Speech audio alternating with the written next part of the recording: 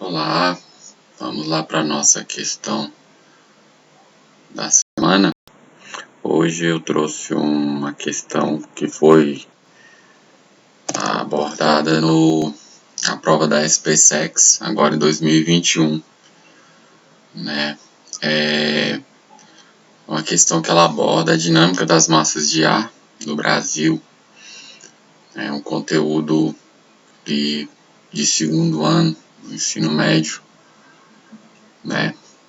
E diferente da prova do Enem, né, a prova da SpaceX, e sim dos institutos militares como um todo, são provas mais diretas, são questões mais objetivas, mais conceituais, né? Então ela tem um enunciado mais seco, mais direto, e a análise ela é mais conceitual e não contextualizada como é o Enem, né? Então vamos lá, questão número 27 do caderno D, a prova da SpaceX 2021. Vamos ao enunciado.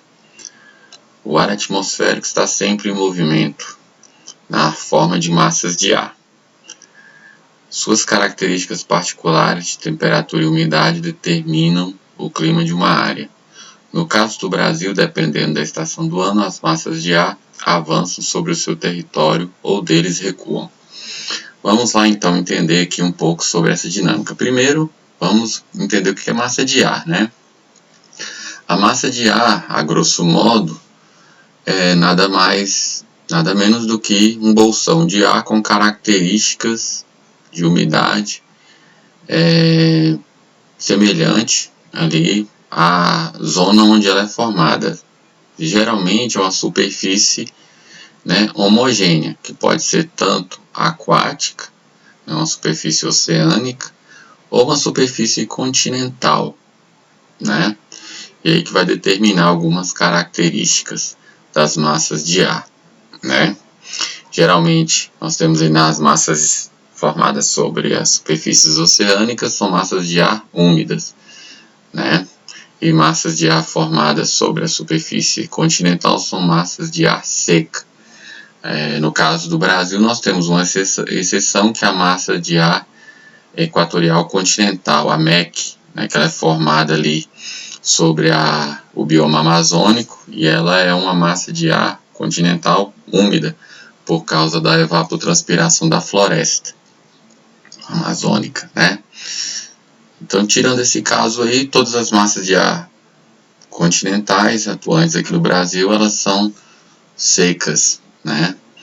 E as massas de ar formadas sobre o oceano são úmidas. No Brasil nós temos 5 massas de ar atuantes, né? 4 tropicais, que são quentes, e uma polar, que é fria, obviamente, né?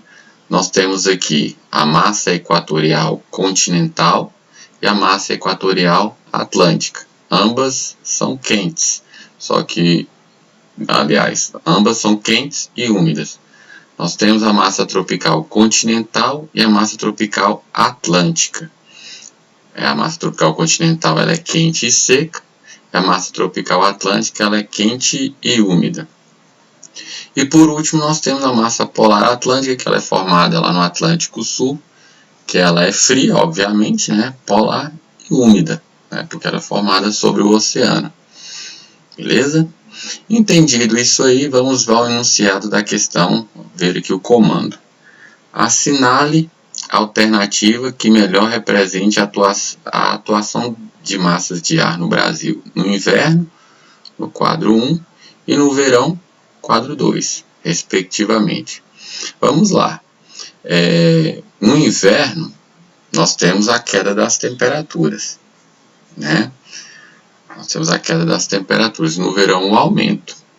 Então, obviamente, no inverno, nós vamos ter uma atuação maior, um fortalecimento das massas de ar de menor temperatura. Então, no inverno aqui, no quadro 1, nós vamos buscar aquela em que a massa polar ela é mais atuante, né? Ela tem que estar presente, né? E no quadro 2, nós temos que procurar aqui aquelas onde a massa polar atlântica ela não vai estar participando, ou então a participação dela é mais fraca, né? Nós vamos ter aqui um fortalecimento de outras massas de ar, como por exemplo a equatorial atlântica, a tropical atlântica, a massa equatorial continental. Então vamos lá, vamos à análise. O quadro 1, nós temos aqui um fortalecimento da MEC e da MPA, a massa polar atlântica. Beleza, nós temos o fortalecimento da massa polar atlântica. Ela se divide em 3 ramos. Só que a MEC, a massa equatorial continental, ela não tem tanta força, ela perde força na época do inverno aqui no Brasil, né? Porque ela é uma massa de ar típica, né, de grandes temperaturas, né, e grande quantidade de chuva. Porque no inverno aqui no Brasil a gente vê que perde força, né? Nós temos uma diminuição da temperatura e uma diminuição, principalmente aqui na região centro-oeste, da quantidade de chuvas, certo? Então, a letra A está fora. A letra B, aqui o quadro 1, tropical continental e MEC atuando aqui, mas nenhuma outra. Tá errado, né? Tá errado aqui. Então a letra B também não confere. Letra C, a massa tropical continental e a massa tropical atlântica, aqui atuando de forma mais evidente. Também não, né? Então tá fora. A letra D, temos aqui a massa tropical atlântica levando chuva para o litoral, beleza, para a região sul, e a MEC com a forte atuação. Tá, mas e a temperatura baixa? Cadê? Né? Nenhuma dessas duas massas aqui elas vão conseguir fazer isso, né? Então, tá fora. E a letra E, nós temos aqui no inverno a massa polar atlântica, né? Que ela divide-se em três ramos, levando chuvas para o litoral, o fenômeno da friagem aqui, né? Para o centro-oeste e aqui até o sul ali da Amazônia, né? E a tropical continental aqui diminuindo a quantidade de chuvas aqui nessa região, deixando o inverno frio e seco, né? Com baixa umidade, principalmente aqui na região centro-oeste. Então, beleza. O quadro 1 corresponde ao inverno. Vamos ver o quadro 2 ao verão. A MEC ela ganha grande força na porção continental do Brasil, né, aqui no interior do Brasil, elevando as temperaturas e levando grande quantidade de chuva, assim como o litoral também, né, devido à atuação da MTA. Então, respectivamente, no inverno e no verão, a alternativa correta é a letra E, né? O quadro 1 e o quadro 2 da letra E. Beleza? Então, esse tipo de questão aqui é um tipo de questão difícil, não é tão simples assim de fazer essa análise.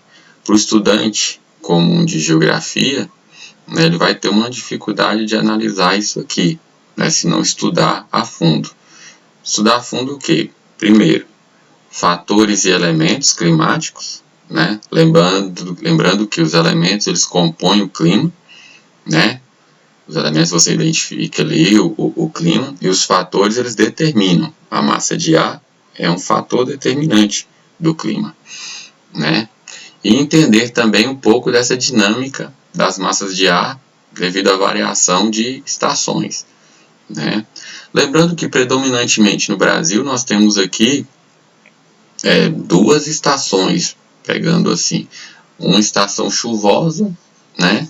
E uma estação seca, né? A grosso modo, os climas tropicais eles são definidos mais pelo regime de precipitação, né? Não tanto pela variação de temperatura, né? Porque dentro do clima tropical nós temos sempre uma grande temperatura, né?